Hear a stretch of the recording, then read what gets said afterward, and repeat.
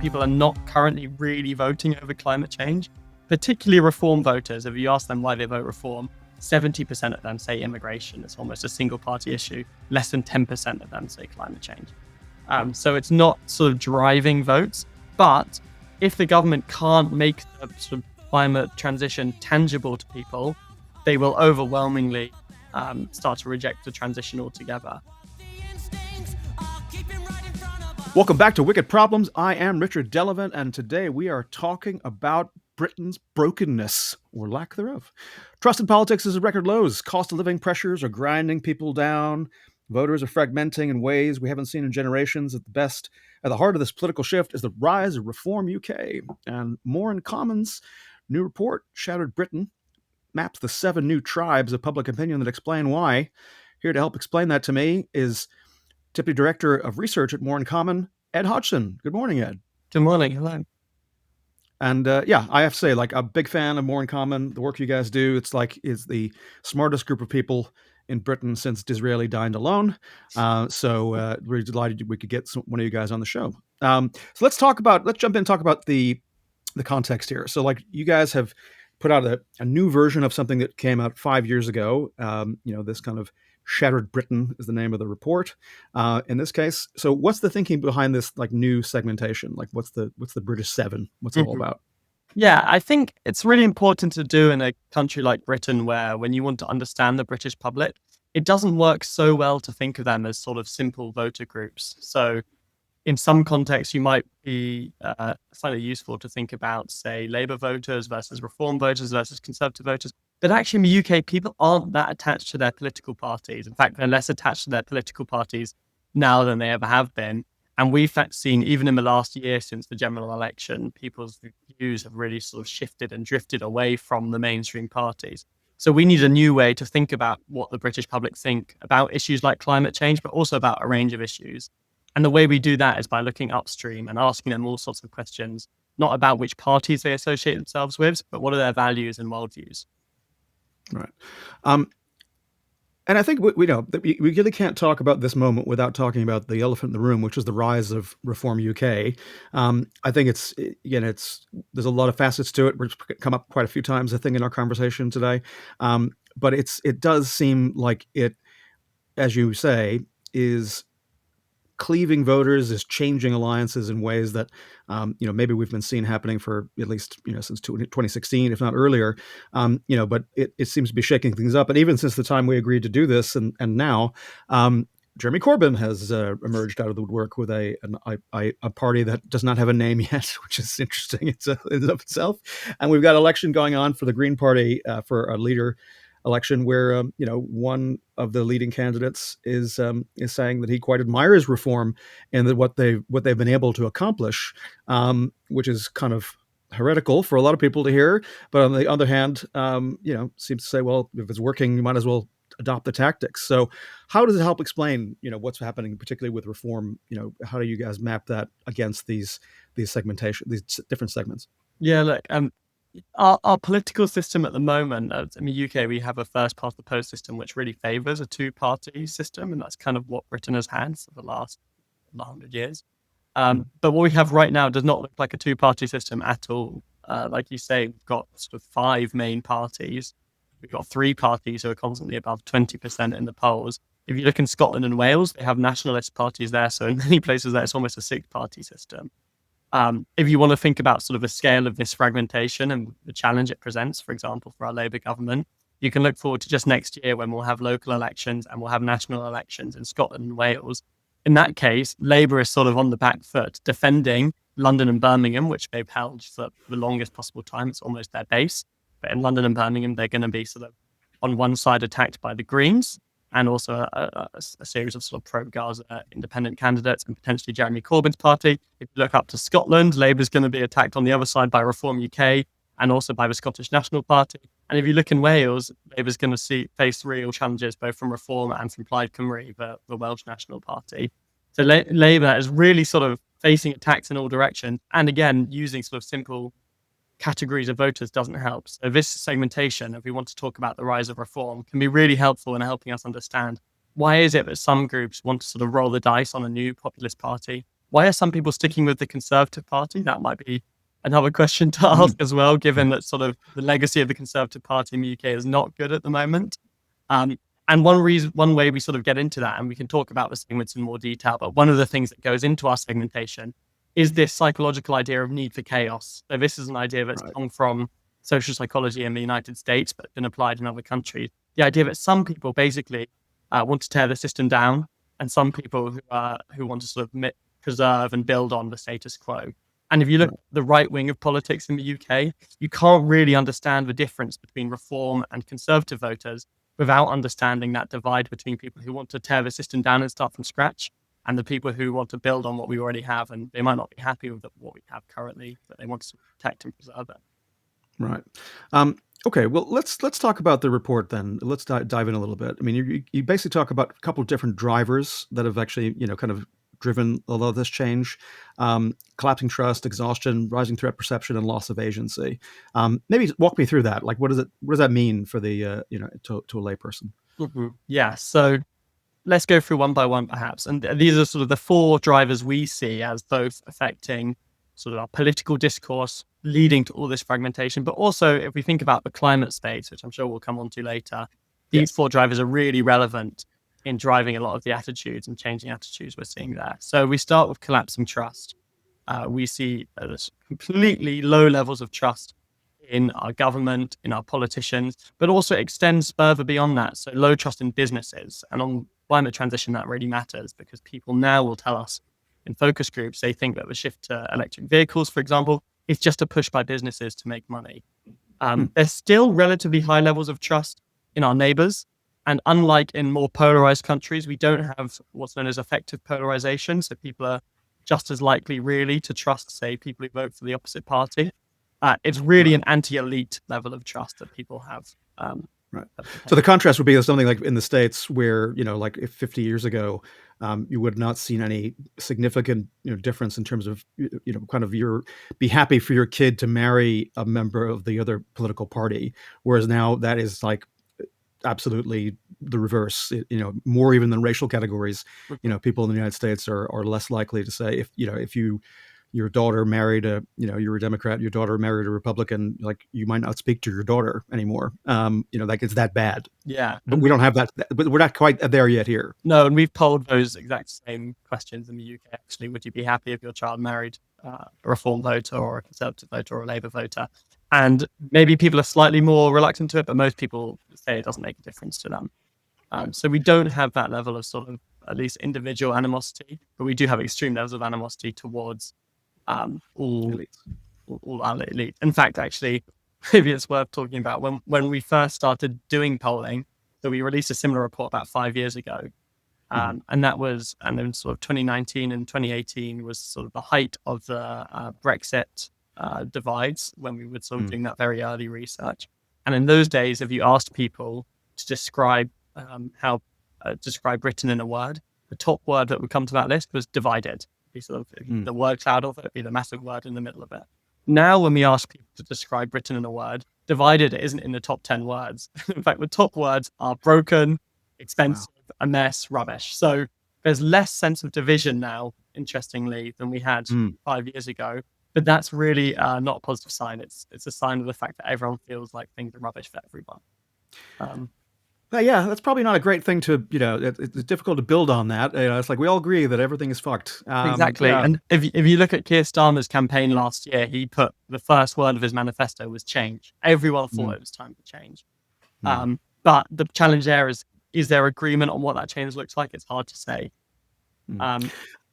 And it does feel like, again, we haven't really spoken about climate and energy just yet, but like one of the, again, they framed these things around missions, and I think early on, observers, and myself included, did wonder, like, do you guys really know what that's going to require in terms of navigating things like planning, in terms of things like, am I going to tolerate pylons, going up in my constituency, or wind farms or solar installations?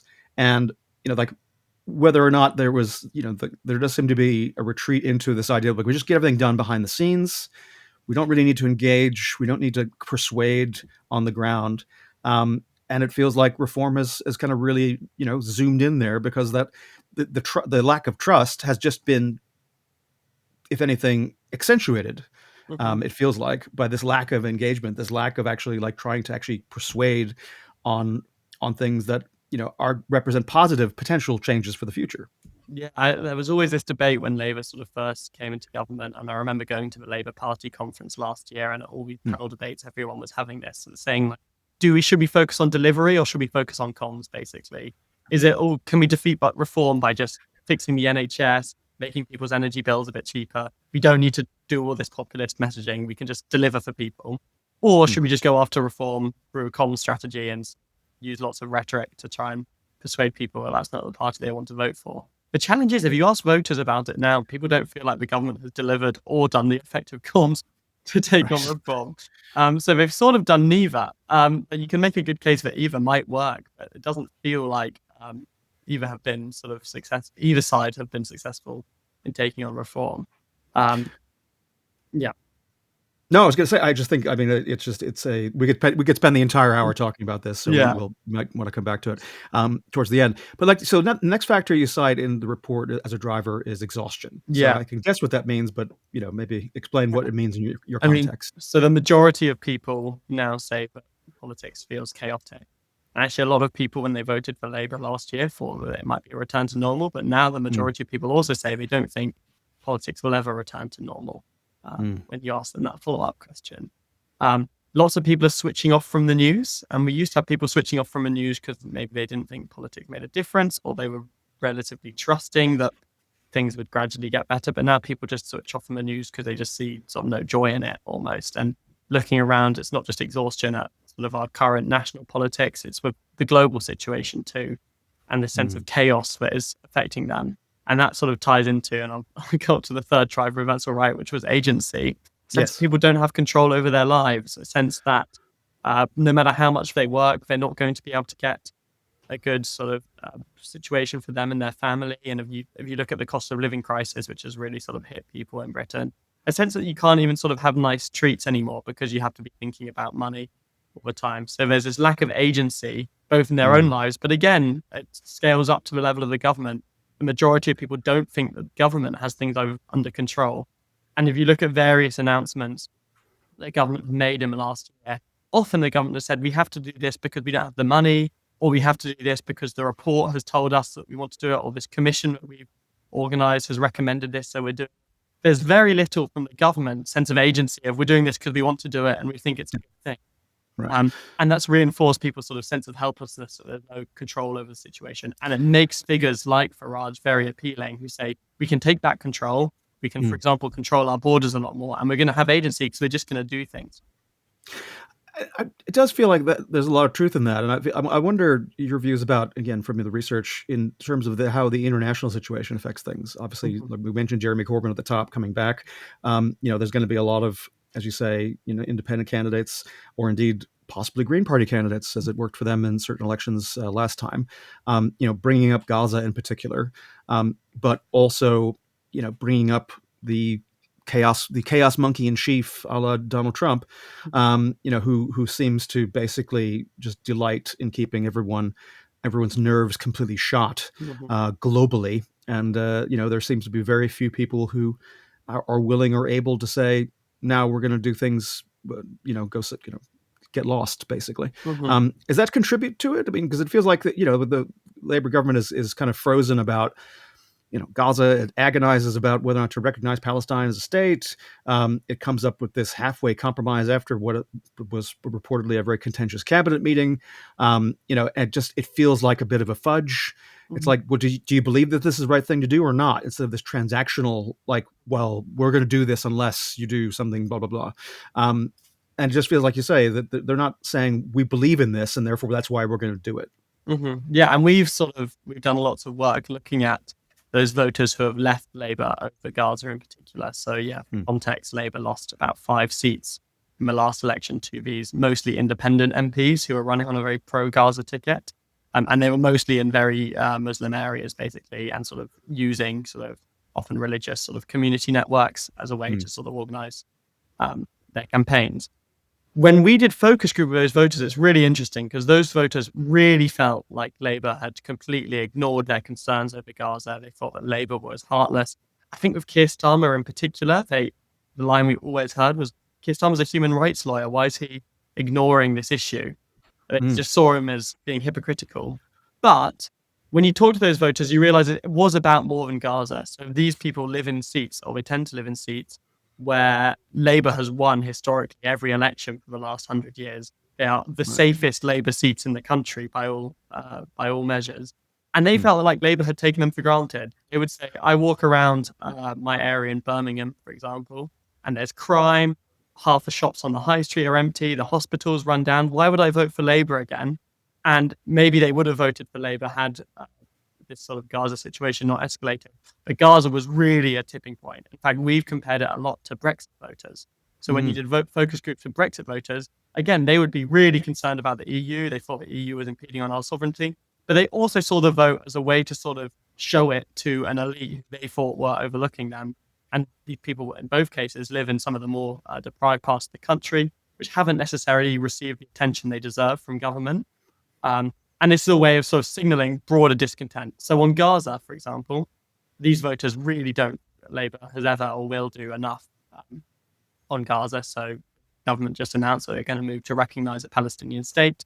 But if you speak to a lot of those voters, I'm sure they would say this needs to be done immediately, not wait until September, for example, with the conditions that Starmer attached. And they would also say too little, too late. The only thing that really might persuade them back to Labour is if the government could make the case, but actually, more broadly in their areas, they are seeking to make things better. And then if we look on the other side of the world in the US with Trump that you mentioned, this is something that does cut through and people are very worried about, sort of the instability of Trump. Donald Trump is really unpopular in the UK. And actually, if you look at potential reform voters and ask them why they're not voting reform, top of the list is Farage's relationship with Donald Trump. They see it as a real barrier and they don't want our politicians to be associated with him. The challenge mm. for Starmer is, from a policy perspective, some of the best things he's done actually is how he's handled Trump. He's done a relatively decent job in securing trade deals and things. And sort of through the diplomacy of Trump, by all accounts, he has done an okay job. But it's a hard thing for him to talk up because voters don't necessarily want to see him being particularly cozy to Trump. No, indeed. I mean, it's yeah. I mean, I think people have that in their head that kind of Hugh Grant as the prime minister taking on Billy Bob Thornton and telling him what for, and that's the fantasy that every Guardianista has about what really should be happening. So that's fascinating. Okay, and then the last thing. I mean, we haven't really talked about threat perception, but I suppose it's kind of covered in a lot of these other things. Mm-hmm. But in terms of then, like, the segments that are most inclined to have this kind of burn it all down, roll the dice mentality. Mm-hmm. Like, is there a moment where it kind of there was playing? Is there a moment of peak reform where they represent the opportunity to do that, and then, the more associated they are with Trump, or the more they are associated with, other stories that'll come out. They seem to lose an MP every other week due to something. Like they don't seem to be the most stable group of people, and so therefore, does that matter, or does that actually, like, how does it cut with the different segments that you studied? Yeah, I mean, it's interesting because, yeah, like you say, that as a party, there is, I don't know, the generous term would be like teething problems with a new party, but you can say it's much more chaotic Sure. than that. But people don't necessarily seem too phased by it. They see the Conservative and Labour Party as equally chaotic. The Mm, challenge for reform will be if they'd be seen to be just like all the other parties, which is very mm, possible if those scandals continue to escalate. And actually, we saw, so this spring we had local elections in the UK where reform did extremely well. And following that, reform gained a lot of momentum in the polls and really sort of rocketed up as people saw that maybe this could be a serious party. But mm. since then, they've sort of flatlined, and it might be that they've roughly sort of hit at least a temporary ceiling for now as they've gathered that momentum, but it's sort of stalled. And I mean, and they did, they won a majority on certain councils, and they've dropped in, again, an interesting choice to model it on Doge in America, where the idea that, like, you're going to drop guys into councils and have them study the books and figure out, like, where the systems are, and here in Kent, like, have someone came out and just said, "Oh, actually, what's really bad is that these people are really overworked and their IT systems really suck, and really we should give them resources," which is not the line that reform voters presumably wanted to hear. So does that wind up like this kind of collision with reality that sometimes happens as an outsider party That is that already happening in terms of like the things that they say that they were going to be able to do, and then as it turns out, no. Yeah, well, I guess maybe this would be a good point to go into some of those segments who are voting for Yeah. reform. So if we look on our segmentation, we have 7 segments, and really 3 of them are targets for reform. The other includes segments like progressive activists who are never going to vote for reform, or this other segment we call the incrementalist left who will never vote for reform. But on the right, there are 3 segments who reform really ought to be targeting. One is we've called dissenting disruptors. This is really reforms based. So more than 60% of them say they would vote reform if there was an election. We've called them dissenting disruptors because they score very highly on this need for chaos. They see very little that they like with the current status quo, and they want to tear it all down and do something new. So this sort of doge going into council offices, ripping up the books, completely starting from scratch really appeals to them. They love the idea of a bonfire of quangos or taking on the civil service, leaving the ECHR. Those ideas really appeal to them because they want radical change.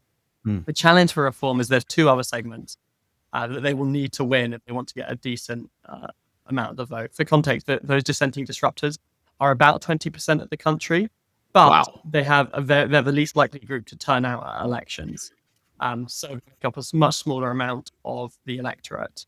The caveat I should say there is if you look to Germany, for example, the similar group in Germany is exactly how the AfD has done very well recently, drawing on normal non-voters rather than winning over votes from other parties.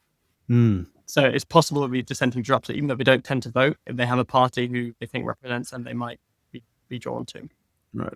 And we saw in other countries, I think we saw something similar, right? The Five Star movement in Italy, Vox in Spain, and the MAGA movement, if you want to still call it that, in America, where again the idea was to bring in new voters into the system in the United States rather than persuade people from the middle, and that certainly seemed to work in 2024. But anyway, so that's the dissenting disruptors, 20%. But again, at the moment, kind of low propensity voters. And right, so that leaves whether or not that's going to be enough to build enough on in a system that favors 2 parties and first past the post.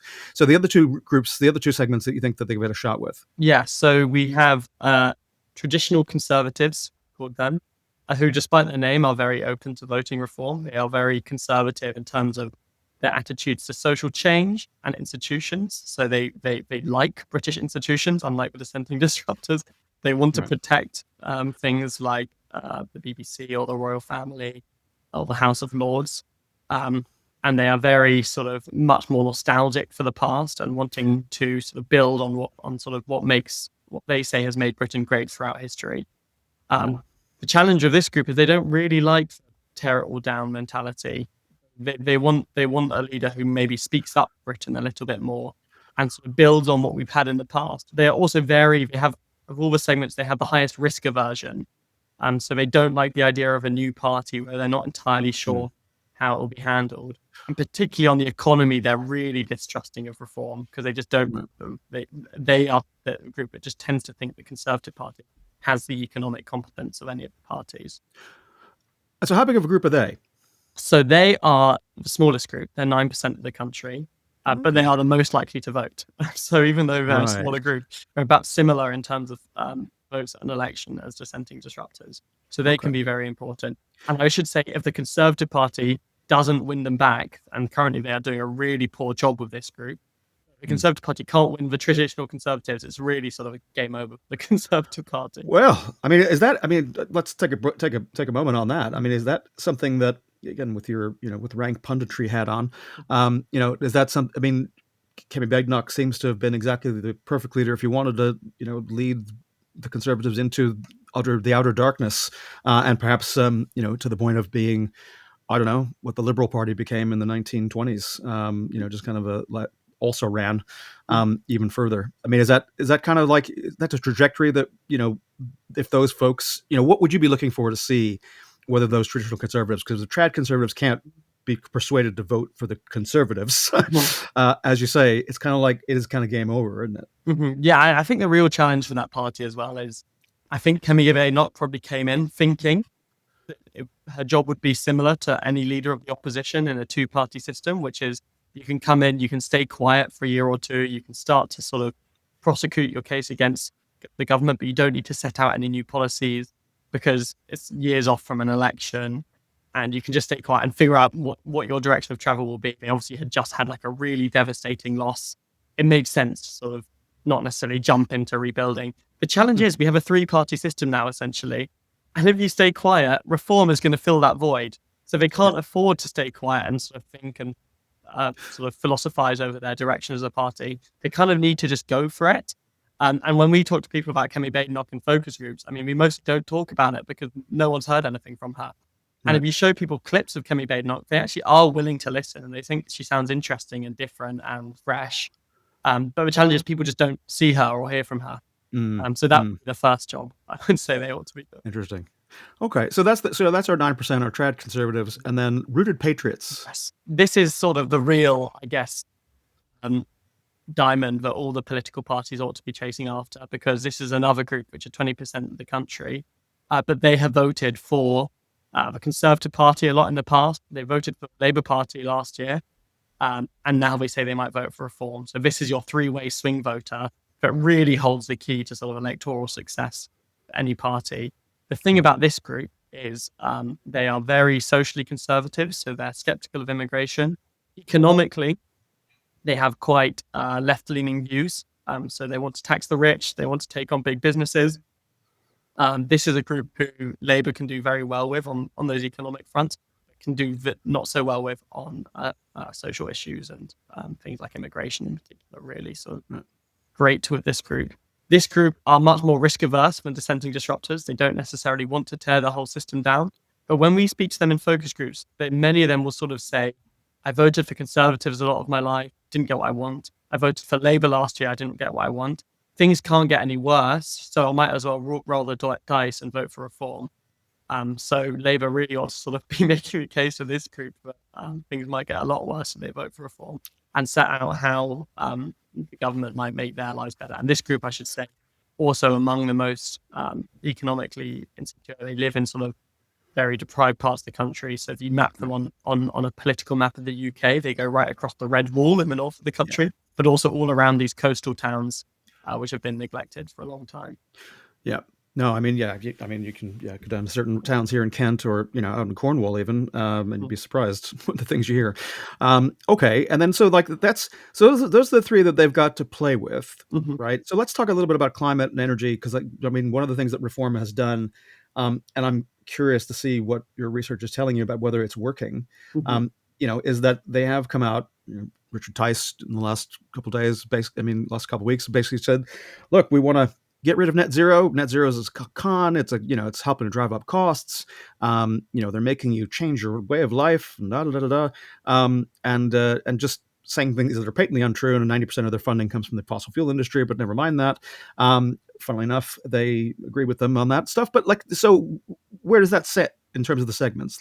Is it landing with any of them more than others? Yeah. So it's an interesting one. In the UK, when we started doing this, if you look back to our last report in 2020, all 7 segments supported action on climate change, supported net zero as a policy. And neither of those things were particularly polarizing in the UK. If you look now, net zero really is quite polarizing. So there's outright opposition to net zero from both traditional conservatives and the dissenting disruptors. The other 5 segments tend to support it. But you do have 2 segments now which oppose net zero. The interesting thing is that climate change hasn't polarized in the same way. While net zero has become a really partisan term that people are starting to reject, particularly on the reformy right, the idea of tackling climate change is something that people worry about. And even those dissenting disruptors who think that net zero is going to be expensive, it's going to increase their bills, it's just sort of like, they might even say it's kind of like woke ideology that's going to put us as out of step with and losing the race against China and the US or whoever, they still think that the government needs to be doing more on tackling climate change and also on protecting us from threats of climate change. Right.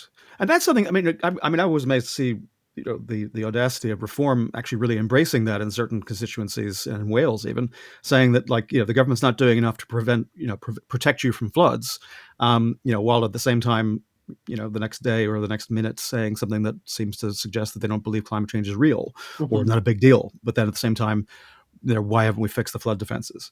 Yeah. So it's kind of like it's hard to fight that, because if you're just willing to completely say things that are at odds. How does it land with voters, though? I mean, like, it does feel like there is something different, and maybe insofar as the strategists for reform might be calculating that they can run the playbook that's been run in the U.S., that there would be some significant differences, and that people don't seem inclined to believe stuff that just is patently not true. Am I wrong about that, or does it feel like? Yeah, I mean, I don't want to completely compliment my people in my adopted country, but it feels like they're just a bit less prone to some insane beliefs that others might be. yeah, outright climate denial is not widespread in the UK at all. It's a fringe view. But I do think it's possible that this idea of climate adaptation might become a culture war, or the next sort of climate culture war in the UK. We've heard lots of reform politicians basically saying we should stop doing any climate mitigation and just spend all that money on preparing us for the impacts of climate change. I'll say, like, we have enough money, let's just like drill for more oil in the North Sea, and then just like let's just invest in flood defenses basically, and we'll get used to it. The issue is that does not land well even with dissenting disruptors, particularly with rooted patriots, for two reasons. One, on the dissenting disruptor side of the argument, this is a group who really will say they favor common sense in their argument. And actually, one of the ways we divided people up into segments, basically, do you think we have complex solutions that need experts to solve them? Or do you think we just need common sense leaders who can come in and do quick fixes? Dissenting disruptors are much more likely to say it's just common sense. And they don't see, at least at the moment, they don't see this sort of adaptation-only approach as common sense. They think, obviously, we need to be doing both. They might think the scale needs to be tipped a bit more. And if I was a climate change communicator, I would be talking a lot more about adaptation because it does appeal to that group. But you should be saying there's no point doing this adaptation unless we're working on an actual solution to the problem. Because they'll think that otherwise we're just going to be investing endlessly in building flood defenses that will get less and less effective. Other thing I should also say is this Rooted Patriots group, who are really important, they still support net zero, they still support climate change. And this is because they have by far the highest threat perception of any group. They are really worried about the impact of climate change on their children, on their own livelihoods. So if you talk to that group about the risk of sort of floods or heat waves or wildfires or anything like that, that group can get really worked up. And if they are worried that reform is going to be reckless with the climate, they'll be much more cautious about voting for them. I mean, and there was a study that came out a couple of days ago that suggested that, food prices, by 2050 could be, 33, 40% higher. I'm sorry, I might probably get those numbers wrong, but I'll find the link and put it in the show notes to the correct numbers. Is that something that offers potential ways of making this more tangible and understandable in terms of a sense of urgency? So if you're a red wall voter and in this Rooted Patriot segment, and you are kind of, if you can be convinced or shown that, like, the reason your groceries bill is not going down and is going to go up more is because we have failed to deal with this stuff. Is that something that, like, is it impacting anybody already? Is it like on anyone's mind? Is it turning up, unprompted, or, is it something that people could be, is there potential there for helping to, get more people engaged on this? Yeah, so I think there's two things here. One is that, like, fortunately in the UK, and it's probably the reason ultimately that climate change policies are still broadly popular here, is that climate change is winning the argument on cost of living. So people think their energy bills will be cheaper if we have more renewables, not more sort of fossil fuel energy sources, for example. On food prices, people don't necessarily already make the connection. That's not to say they won't in the future, but the thing I would sort of advise if I was talking to someone communicating about that and trying to make the message is it's not about statistics. So you can sort of, for some segments, and we have this one segment called established liberals who are very sort of technology focused, high information. They're really the only segment for whom I'd recommend using a statistics based argument about food prices. But with these loyal national dissenting disruptors, traditional conservative segments, you can make a really compelling campaign centered around farmers. This group really sort of sympathize with farmers and also, I guess, to some extent, fishermen. And you could talk to them about how much harder their jobs are becoming with more unpredictable weather. And if you make a sort of more personality-driven story rather than a stats-driven story, you can make a really strong case that this is going to really sort of start to hit us in terms of food in the future. Excellent. No, that's That's a really good insight. Yeah, I think it's sorry, I'm like nerding out on statistics is not probably a great instinct, but no, that's super interesting. And I guess it's something that that's the thing. I kind of try to make sense of this in my own head, right? I mean, because we if people who are vaguely involved with climate in some way, and we cover it here, without necessarily being an activist or an advocate, but in terms of how we have this like it's not a voting issue right now, right? Would that be fair to say? The salience of it is not changing minds. We have this 89% or whatever it is, say that climate change is a problem, and then broadly speaking, even though net zero has become polarizing, you're saying that the research shows that broadly speaking, there's not a lot of disagreement that this is a problem that's we're going to have to face and deal with. So, is there? I mean, combining some of the other things we've talked about, this kind of anti-elite, things are broken, type of sentiment. Is there potential around talking about fairness or talking about, something that your rooted patriots and that group might find appealing about the fact that like, look, the reason your prices are going to be high is like, or the reason a farmer's life is being made difficult is because people are preventing the changes that we all know are needed, and here's the people who are doing it, and here's their pictures. Mhm. Is that kind of a line worth exploring? Do you think for some of the people who are working on this stuff? Yeah, I completely agree. And I think in the climate sector, you have to be willing to sort of take on some of those slightly anti-elite, maybe a bit more populist frames as well, and they can work Hmm. really well. That we found one of the most effective climate policies, I think actually the most effective climate policy we found was just banning private jets. People love the idea of that in Britain. Right. Because it taps into the anti-elite sentiment, particularly in the last government. There was sort of lots of news stories around Rishi Sunak, the prime minister, flying around the country in his private jet. People really liked the idea of that. Similarly, yeah, I mean, we've polled this in actually a few countries, and it's an interesting one in different countries where you can make it quite culturally specific. So in Hmm. the UK, people are pretty supportive that like Premier League footballers shouldn't be flying between Newcastle and Manchester in private jets. We tried polling that in Spain, and it did not go down well at all, for example. So it's one of those interesting ones where you can tap into the culture very effectively around fairness. But you also have to be willing to take on maybe some of the climate sector's allies. So Mm. EV car companies are not popular with the public. People think they're ripping people off and providing cars which aren't as good as they say they are, basically. Mm. So Well, that's interesting. if you want to campaign on electric vehicles, you have to say, yes, we need more of this. And in the long term, that'll be cheaper because you can charge it with electricity rather than be dependent on oil and gas. And by the way, if you're dependent on oil and gas, you're dependent on madmen like Putin, who sets your energy price, basically. Um, but but the truth is, our EV companies are sort of letting us down, you can say, and like it's too hard to charge your car at the moment. Government needs to be doing more charging points, and Right. EV should be cheaper, and they should be all of these things because people at the moment just feel like they're being squeezed and they're being ripped off when they're being forced to sort of buy a new. So, so basically, yeah. If you were to, I don't know. Octopus had this deal with BYD, but didn't actually seemingly want to talk about it, which was weird.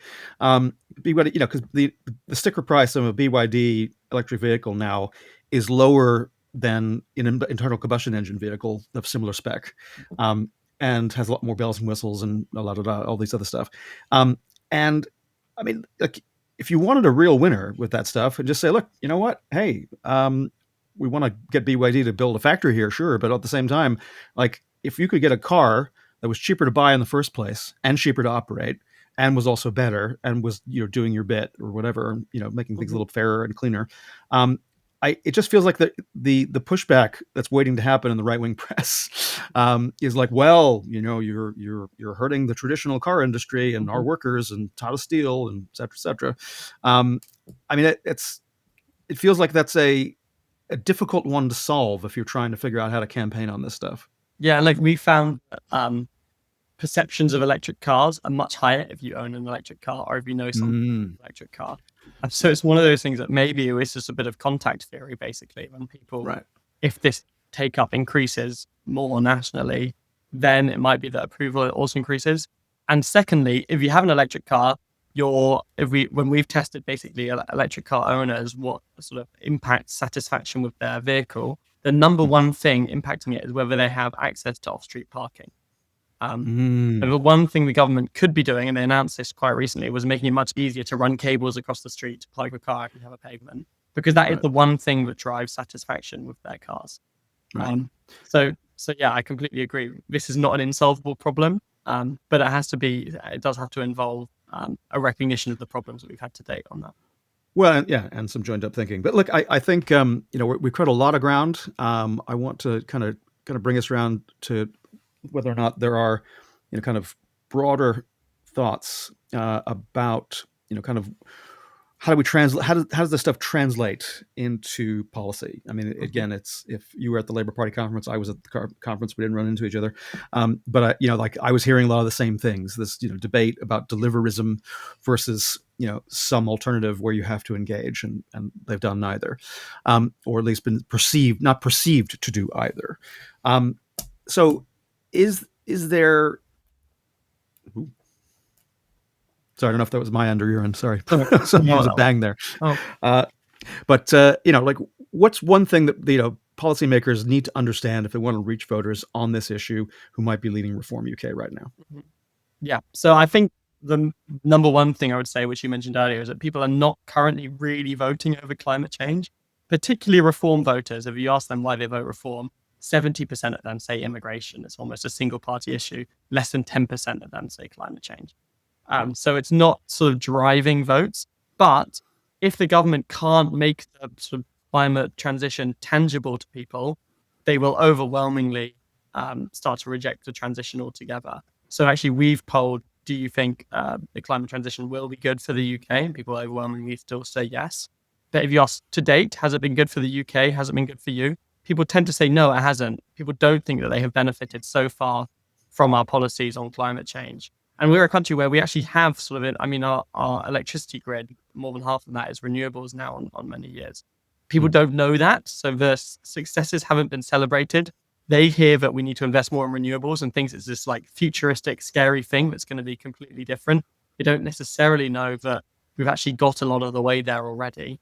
So talking about building on successes is one really key way that you can sort of bring more people on board here, rather than sort of, particularly with those groups, the rooted patriots and just traditional conservatives who are more concerned about change. Say we're building on there's not a completely new system. At the same time, you have to make things tangible. So whether or not the government can bring down energy bills, that would be sort of the golden prize. There's other things people can do. So recently, I mentioned cables running under the streets for electric cars. Another one they've said is putting solar panels on roofs of all new builds is a really sort of sensible move, because it's very visual. And people will often say, in sort of actually in almost any focus group we do on climate change, people say, why don't they just make sure new houses have solar panels on the roof? Because it just makes sense to people. It's common sense. And then finally, sort of celebrating people's own contribution and building on it. So when we do focus groups on climate change, the one thing people always say is, well, I do my recycling. They love talking about recycling because it's this sort of one small thing that people do. And it's also, it's very Who's going British. to tell them? Yeah, exactly. Well, I mean, this is the thing. It's very British thing of like, they love the curtain twitchiness of, oh, my neighbors never put the recycling bins out, but I always do. And in the climate sector, there's lots of, it's very easy to sort of look down on recycling because, like you say, like it doesn't do much. And also it's like, there's lots of reasons to like think it's like not the most successful intervention. But people will That's say, tangible. I do my recycling. The government should be like doing their bit. And they also would be willing to sort of take on a bit more individual action if that exchange is sort of put in place more clearly. At the moment, they think like they're doing their bit, but what's the point? Because the government isn't making it easy for anyone to have an electric car. Or the government is making energy prices so expensive. So building on personal action and sort of using more rhetoric that celebrates that, I think would really sort of help make the case for a lot of this. And then final question I wanted to ask is, it's again, fascinating report. People definitely should read it. We'll put a link in the show notes. And really grateful you could come on, Ed, this morning. But the one thing I wanted to ask you about is this final thing where you mentioned adaptation and its potential to be a fertile area for communications. I guess, linking to what you just said about recycling and about the need for individuals to feel agency. I mean, so that, we've had people on the show who talk a lot about this idea that their theory of change, and this is like the campaign that Caroline Lucas and Rupert Reed are kind of fronting, this Safer campaign, talking about this idea that, like, if you get people involved in like local awareness about things they need to do to be helping to prepare for emergencies or adapting, their infrastructure, making sure that like if you like there's a lot higher awareness of this stuff in America, if you're in a flood prone area or a storm prone area. But this idea that like checking on neighbors during a heat event, et cetera, having a plan, getting to know your neighbors again, because you have to guess what, if something goes really wrong, these are the only people you're going to be able to rely upon in the first couple of hours to keep each other alive. If things go really south, is that their theory of change is that if you do that, you can then get people thinking about the fact that like, gosh, this is really serious, isn't it? I guess we really do need to do more than we have done before. Mm-hmm. Do you buy that? I mean, what's your reaction to that kind of theory of change? I'm not asking you to comment on any one individual, kind of person, but in terms of like, I go back and forth about whether I find that, persuasive. Yeah, I think it could definitely be part of the solution. I don't see it being the whole part. When you look at places in the world that had really bad flooding, and it's been clearly related to climate change, and you talk to people a year after that, they don't necessarily think that they're going to want to take more action on climate change. They might just think, actually, I just need to protect my own house. So it's not necessarily going to do enough, but I'd like the idea of it as a starting point into the conversation, particularly for those groups which do have a higher threat perception and are concerned about those things. The thing I would say about sort of the local organizing picture is that, yes, it's really important, and people do need sort of these local community groups they can tap into where the sort of information might spread. But you have to also compete at a national level. So Nigel Farage is a very effective mainstream communicator through something like TikTok, for example. And we found that actually, even in the survey experiment, if you ask Reform voters, do you support or oppose net zero? And then if you just put the sentence, Nigel Farage opposes net zero, you can increase opposition to net zero by about 30 points. So he can really lead his voters because he's such a persuasive figure to them. Right. The challenge is we need other communicators like that on the pro-climate side who might be able to make the case in the other direction. Because at the moment, we haven't identified in polling anyone who has the same effect the other way.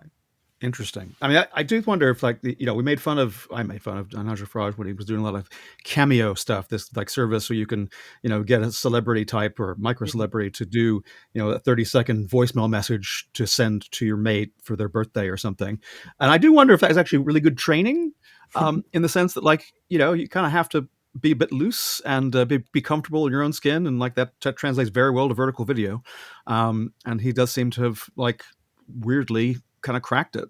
Yeah, I mean, one thing I always think, and this is maybe slightly tangential, but whenever I look at most politicians on the media, you can tell they're being trained in like a very old school media training way, which is you go on the news, you say your lines, you repeat your key phrase or sentence 30 times, and then hope that that's the clip that gets round on the 10 o'clock news that night. The issue is on social media, like, there's not just one clip, the whole thing will go up and people will take the bits that look weird, and it just looks inauthentic. People want someone who sounds normal, and they're used to seeing people actually talking like we are now, or talking into their phone on their Instagram story or something. And they want someone who's talking in a much more conversational, normal way. And people quite like it when they say, often Farage actually in interviews gets asked a question, he just says he doesn't know. Some people see it as evasive, but people see it as more normal than politicians trying to divert questions when they don't know the answer. Yeah. No, well, there you go. For the media training industry, I would 100% wholeheartedly agree. A lot of misselling happening at the moment, and not doing people a lot of good, because it's about a step. Ed Hodgson, thank you so much. Been very generous with your time. Deputy Director of Research at More in Common, Shattered Britain. We'll put a link in the show notes. Where else should people follow you and your work at More in Common? You sign up to our newsletter, The Opinion Brief. If you just search More in Common newsletter. Very good. We'll put that link in as well. Well, thanks again. Have a great rest of your day. Thank you. I fly like paper, get high like planes. If you catch me at the border, I got visas in my name. If you come around here, I'll make them all day. I get one down in a second if you wait. I fly like paper, get high like planes. If you catch me at the border, I got visas in my name. If you come around here, I'll make them all day. I get one down in a second if you wait. Sometimes I think sitting on trains. Every step I get to, I'm clocking that game. Everyone's a winner, we're making our fame. Bonafide hustler, making my name. Sometimes I think sitting on trains. Every step I get to, I'm clocking that game. Everyone's a winner, we're making our fame. Bonafide hustler, making my name. All I wanna do is take your money. Thanks for listening to Wicked Problems, made possible through the generosity of people like you. If you liked this conversation, please share it and leave us a rating and review on Apple Podcasts or Spotify. It really helps people find the show. If you'd like an ad-free version of this podcast, consider becoming a paid subscriber at wickedproblems.earth. You'll also get our newsletter, all our show notes, member-only goodies, and you'll be supporting media that wants to tell the stories at the frontier of climate tech, the place where people and politics, technology and capital meet and shape the future. And whether it's one you'd want to live in. Wicked Problems is written and edited by Richard Delavan. Production assistance was provided by me, Theodore Delavan. Wicked Problems, Climate Tech Conversations, is a production of Wicked Problems Limited. Thanks again for listening.